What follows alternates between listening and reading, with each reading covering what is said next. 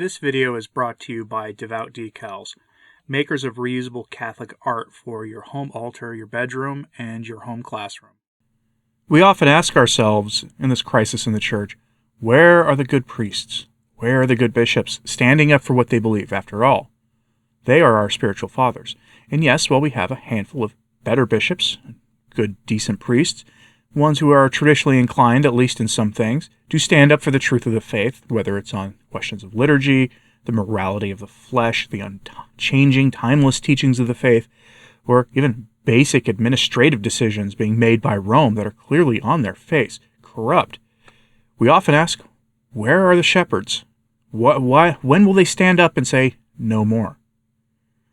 I have an interesting letter for you today. This was from an anonymous priest, writing to you, the layperson. And he's not asking so much, where are the good priests? Where are the good bishops? He's asking, where are the good men? He's asking, where are the good laymen? Where are the good laity? Because it is our duty, he says, to resist, to stand up and say no, no more. He frames this discussion, his letter to you, in the example of a parish that basically lost its traditional Latin Mass when it was a diocesan parish, when the bishop in that diocese commanded that a parish TLM be moved to that parish's basement, which is honestly probably one of the worst places to have a Mass offered, in a basement, especially if that basement is not actually built for it. If it's a finished basement, then maybe. We've seen since Traditionis Custodes, many, and then the recent document that essentially repeated for Traditionis Custodes, many TLMs across the country and across the Western world moved to rectories, basically, or to Catholic school gymnasiums and auditoriums and other places. He is asking, when are the laity going to stand up for their rights and say no? And he reminds us that anger is itself not a sin. It is unjust anger that is a sin. But on the flip side of that, what is a sin is not being angry when justified, when you are confronted with real and honest and true evil. That is a sin. That is something this priest reminds us of, and he is right to do it. I'm going to give you the letter in full. His words are much more eloquent than I could ever be on this. Then after, we'll have some thoughts on this. So, the letter from the priest is published by LifeSite News several days ago. Father, where art thou? St. Thomas Aquinas, the premier theologian of the Roman Catholic Church, teaches, he who is not angry when there is just cause for anger is immoral. Why? Because anger looks to the good of justice. And if you can live amid injustice without anger, you are immoral as well as unjust. The injustices currently plaguing our secular and ecclesiastical world are so numerous, grave, and ubiquitous that virtue and goodness seem all but extinguished. These injustices are sinful, and as such, are firstly offensive to the all-good and all-just God. They are attacks against his infinite majesty, and detract from the external honor and glory owed to him by all creatures. Any man who possesses the virtue of justice is rightly provoked to virtuous, holy anger when he sees God gravely offended. That truth begs the question in our own day, especially in Catholic circles. Are we Catholics righteously angry at the offenses hurled at God by sinful men, especially the unjust and sinful conduct of our Catholic shepherds, who cease not to dishonor God and steal from the glory they are bound to give him as his sacred ministers? Is there no one burning with a zealous love of God to call these wayward shepherds to conversion and newfound fidelity to Jesus Christ and their sacred vocation? Now, considering injustices, we can think of those presently inflicted on Catholics striving to be faithful to the apostolic faith, tried in true Catholicism, handed down from Christ and the apostles through our forebears across the ages to us. Why are they the targets of injustice? They adhere to the tradition of the ancient Roman Rite liturgy, whose Mass symbolizes and expresses the integrity of the Catholic religion. Since the publication of Pope Francis's decree Traditionis Custodes of July 16, 2021, the Roman authorities have striven to limit, marginalize, and eliminate the celebration of the traditional Latin Mass, 1962 Missale Romanum, from the life of the Church and of our faithful. Recent moves on the part of Rome seek to coerce diocesan bishops to banish these same celebrations and their attendees from parish churches. Unfortunately, various bishops have seen fit to do Rome's bidding. Is anyone burning with a righteous anger and rising up against this grave injustice? A couple of weeks ago, the faithful attending a very successful and edifying celebration of the traditional Latin Mass at St. John the Baptist Catholic Church in Allentown, New Jersey, in the Diocese of Trenton, were informed by their pastor that as of the second Sunday of Lent, the local ordinary, Bishop David M. O'Connell, was relegating the community's Latin Mass to the basement of the church. The bishop's rationale for such a demand was none other than the tyrannical and unjust edicts coming from Rome. While Bishop O'Connell may be, by his own estimation, a good and conscientious man in the fulfillment of what he considers to be his duty, we are led to ask ourselves, what is this father of souls thinking? A common disease among even good Catholics, cardinals, bishops, and priests included, is that a command or law imposed by one superior is necessary, always good, just, and therefore must be obeyed. This is sheer legal positivism at work. It's a practical manifestation of might makes right, that the lawgiver, by merely enacting a law, makes this object of his law a good and virtuous thing, aligned with justice and the common good of his subjects. Woe, not so fast. The law is an ordinance of reason imposed by authority for the common good, and duly promulgated by the same authority. Thus, if a law, though duly promulgated, is unjust, unreasonable, or subversive of the common good, it cannot be a law in the true sense, and thus it cannot bind the conscience of the subjects. So it is with the recent commands of Rome regarding the traditional Mass and the treatment of the faithful. Grave injustices and subversion of the common good mark these commands. The Catholic faithful are, in effect, endangered in their Catholic lives and stripped of their rightful claims as members of the Church. Their baptismal rite is that of the Latin Church, and so they have a strict right to their traditional Latin rite heritage and spiritual patrimony that transcend the illicit innovations unjustly imposed on the Latin Church by Paul VI during the years following the disastrous Second Vatican Council. Rome's coercion of the bishops is simply unjust, and the actions of bishops to execute Rome's will in this matter is likewise unjust. What Rome and bishops such as Bishop O'Connell are doing to the Catholic faithful is unjust and immoral. Their deeds done under the false cloak of authority must be denounced and rejected. The faithful, bound by the first commandment of God and their baptismal promises, must defend and maintain their Catholic life, and refuse to be treated as pariahs in their own churches and parishes.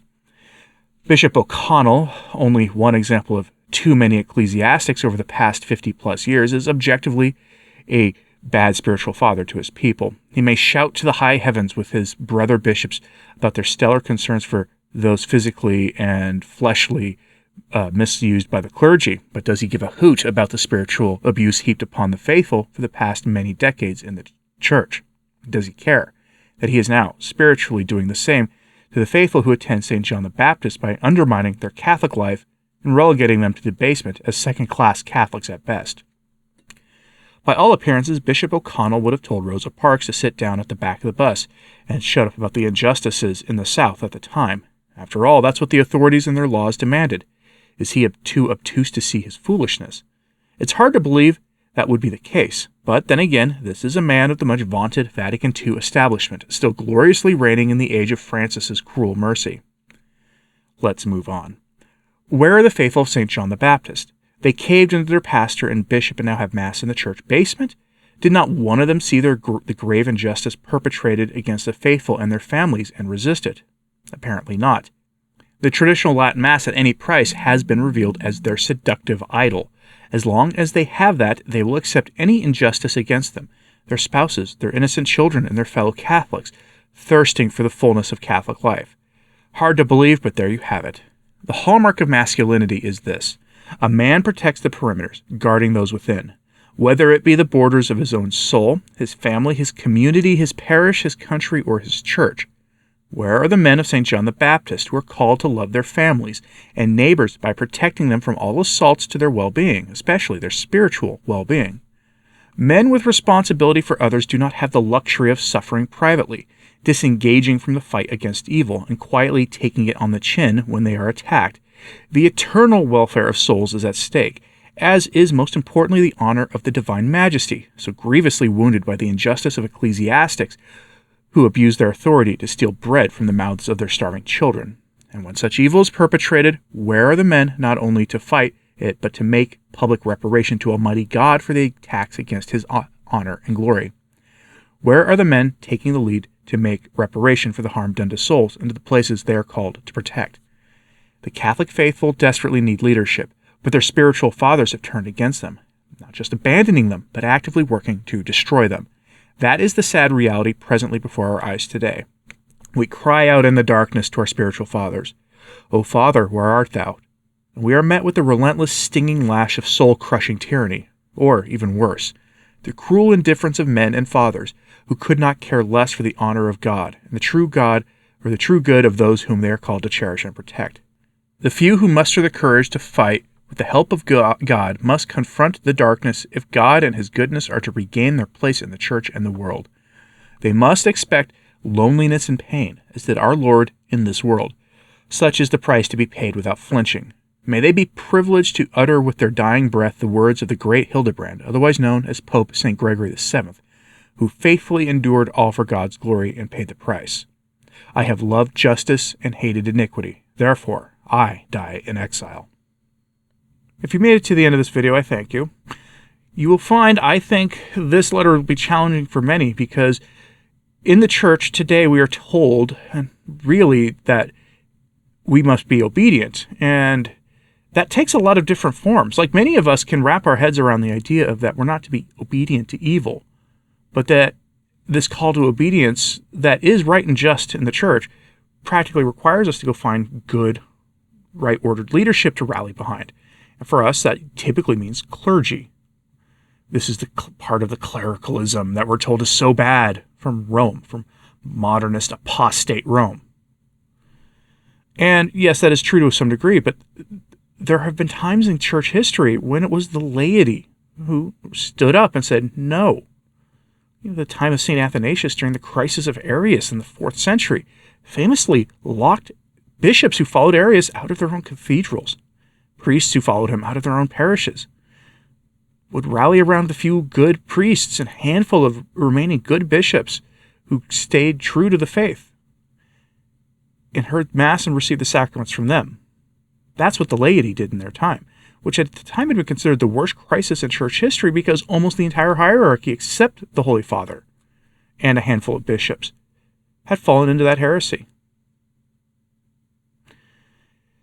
We now have a similar kind of situation in the church today. And it was the time of St. Athanasius and the crisis of Arius, where you get the famous line from St. Athanasius that says, "They have the buildings, we have the faith." It has been a long-used, almost slogan or rallying cry of traditional Catholics since the 1960s, dug out of like the ancient antiquity, that if it wasn't for the modern mess in the church, going back all that way and including every single pope of that time to some degree or another, if it wasn't for that, we wouldn't know who St. Athanasius is. But he is, I think, one of the patron saint of the crisis in the church for a good reason, because we see his leadership and his example and his words being a guided star for us in this time. And the priest asks a good question: where are the laity? So where are the laity? Why aren't we taking a more active role? What would happen, do you think, in the example of that parish in the Diocese of Trenton, if the laity had told Bishop O'Connell, no, we're not going to let you do this? I think what would have happened is the bishop would have probably punished the priest if he had gone along with it, and would have just taken the TLM out of that parish permanently. Now, the laity in that diocese, I haven't checked to see in that diocese where, the SSPX are located or any independent chapels are located from any priests who decided that they had just had enough of the current order of things and were going to do their duty as shepherds without any official backing, which I think is justified in certain circumstances. But how many of them do you think would have gone to a better situation at that point?